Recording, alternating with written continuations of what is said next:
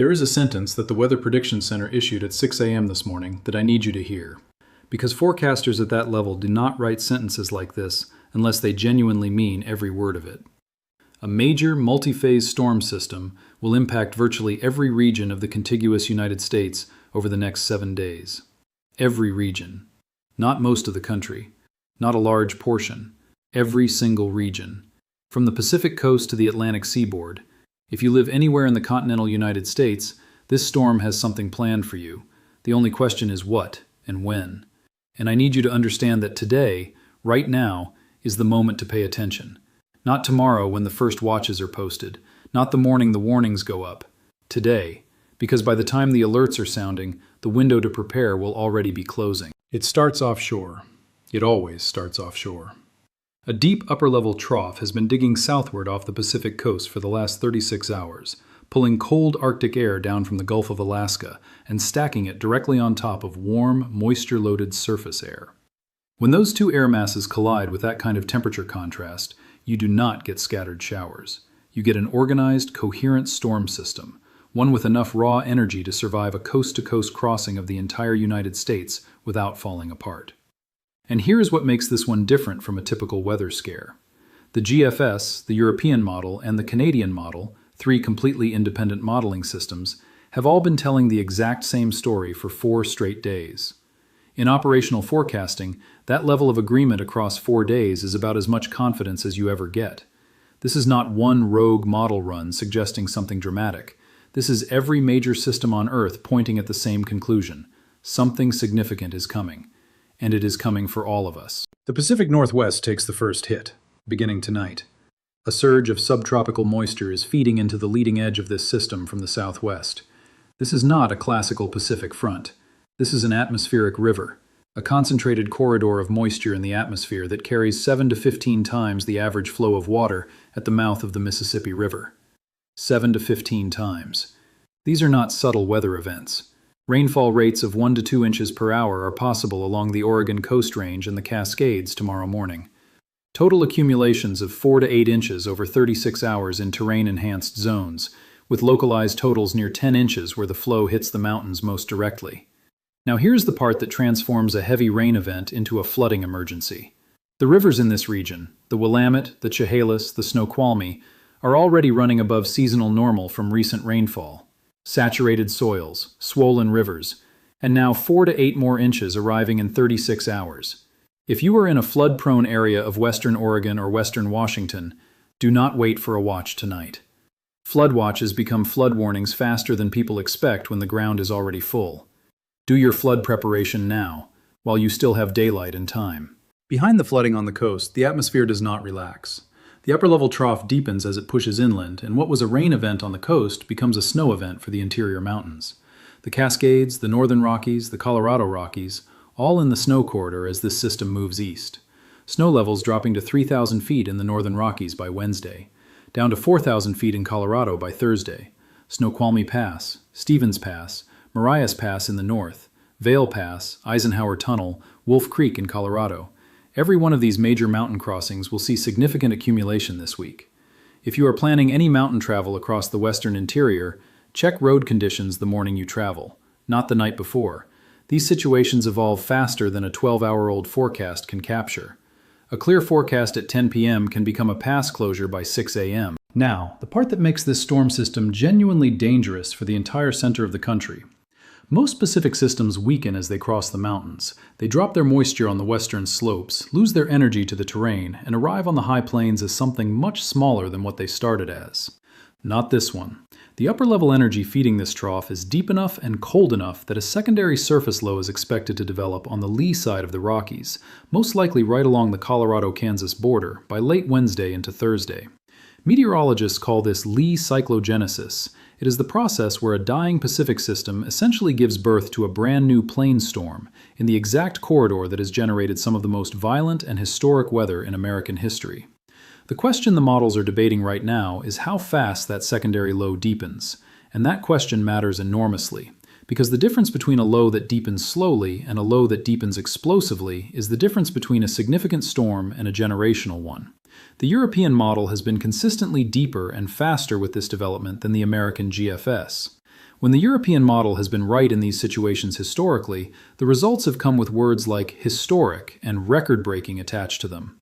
We are not there yet in terms of certainty, but the possibility is on the table, and it deserves to be said plainly. For the Central Plains, Kansas, Nebraska, Oklahoma, Missouri, Thursday through Friday is the peak threat window. Ahead of the deepening surface low, a warm sector establishes, with surface temperatures in the 70s and dew points in the upper 50s to lower 60s. Behind the low, temperatures 30 degrees colder. That contrast alone along a tightening frontal boundary would be enough. But add a 100-knot jet streak at 300 millibars overhead, and you have something forecasters describe as a textbook, well-forced, large-scale severe weather setup. Multiple tornado hazards, large hail, damaging winds. If you live anywhere from central Kansas through central Missouri into western Tennessee, this is the week to confirm your shelter plan. Not after the watch is posted, right now, today. Because the moment a tornado warning sounds at 2 in the morning is not the moment for problem solving. That moment requires a plan that already exists. If this is your area, drop your city in the comments right now. Tell me where you are. I want to know exactly which communities are in this corridor, and I will be updating specifically for those areas as the models sharpen. For the Central Plains, Kansas, Nebraska, Oklahoma, Missouri, Thursday through Friday is the peak threat window. Ahead of the deepening surface low, a warm sector establishes, with surface temperatures in the 70s and dew points in the upper 50s to lower 60s. Behind the low, temperatures 30 degrees colder. That contrast alone along a tightening frontal boundary would be enough. But add a 100-knot jet streak at 300 millibars overhead, and you have something forecasters describe as a textbook, well-forced, large-scale severe weather setup. Multiple tornado hazards, large hail, damaging winds. If you live anywhere from central Kansas through central Missouri into western Tennessee, this is the week to confirm your shelter plan. Not after the watch is posted, right now, today. Because the moment a tornado warning sounds at 2 in the morning is not the moment for problem solving. That moment requires a plan that already exists. If this is your area, drop your city in the comments right now. Tell me where you are. I want to know exactly which communities are in this corridor, and I will be updating specifically for those areas as the models sharpen. And now, like and share this video right now if you live in any of these states, because what I am about to describe for the upper Midwest is the scenario that meteorologists are watching most carefully and most nervously. As the plains low deepens, it pulls cold Canadian air southward through the Dakotas, Minnesota, Wisconsin, and Michigan. The critical forecast question in this zone, from Sioux Falls to Minneapolis to Green Bay, is what form the precipitation takes when it arrives. If the low tracks slightly south of current guidance, the cold air arrives faster and precipitation falls as snow. Potentially significant snow across the Twin Cities and into northern Wisconsin. If the low tracks slightly north, the precipitation falls first as ice before transitioning to snow. Ice is the scenario that causes the most widespread damage, the most power outages, the most transportation disruption. A quarter inch of ice on power lines brings them down. A half inch of ice on roads makes them impassable. An inch of ice on trees snaps branches that have been standing for decades. Either way, by Saturday morning, temperatures across the northern plains and upper Midwest will be running 15 to 25 degrees below where they were just 1 week ago. I have said this before, and I will keep saying it, because every time I do, someone tells me it saved their life. There is no version of this storm system where a mobile home is adequate shelter during a tornado warning. Not in Kansas on Thursday, not in Alabama on Friday night. Not anywhere in the severe weather corridor this storm will produce. The risk of death in a manufactured structure during a significant tornado is 15 to 20 times higher than in a permanent frame building. 15 to 20 times. That number does not change based on how strong the tornado is forecast to be.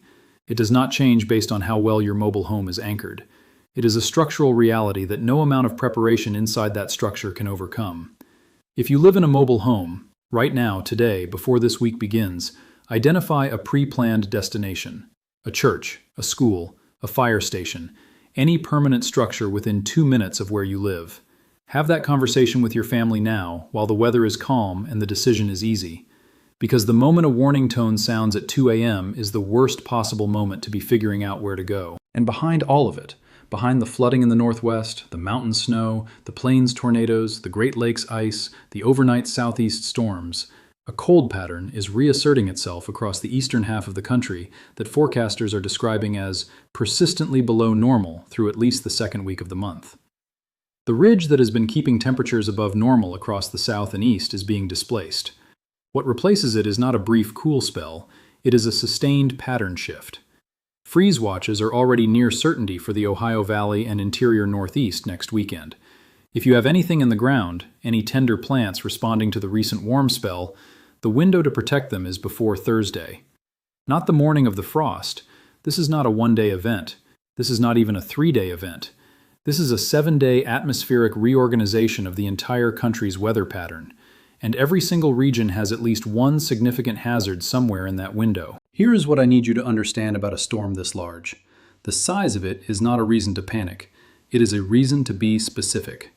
A storm that affects everyone does not affect everyone in the same way at the same time. Your hazard is different from your cousin's hazard 3 states away.